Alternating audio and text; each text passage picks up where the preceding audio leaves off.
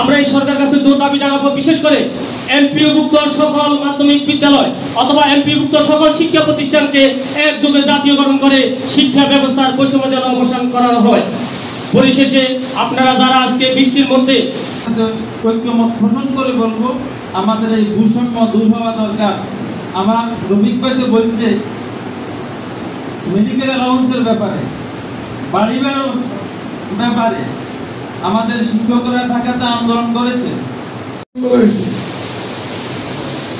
সেদিন ওয়াদা করা ছিল আমাদের মাধ্যমিক শিক্ষক সমিতি মাধ্যমিক এমপিভুক্ত শিক্ষকের জাতীয়করণ করা হবে।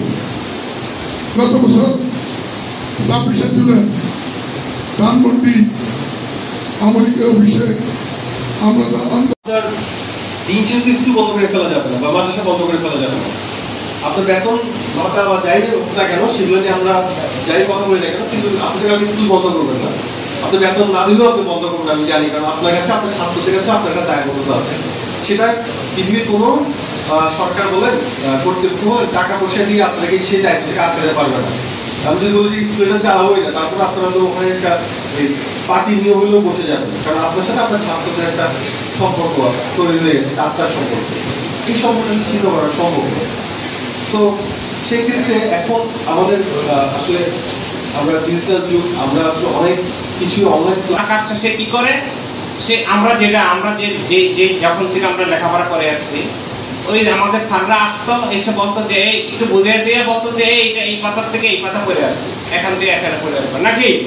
ম্যাক্সিমাম আমরা যারা আগের আমলে ছিলাম, এই ছিল মধ্যমানের শিক্ষক, সেই কাজটা করতো।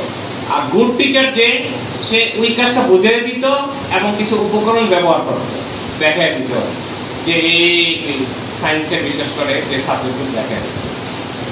তারপর medical teacher, good teacher, great teacher. Great teacher কি করে, সে বুঝিয়ে দেয়, দেখায় দেয় এবং হচ্ছে লার্নিং বাই ডুইং, মানে করে শিখে দেয়। তিনটা কাজ সে করতো, তাই না?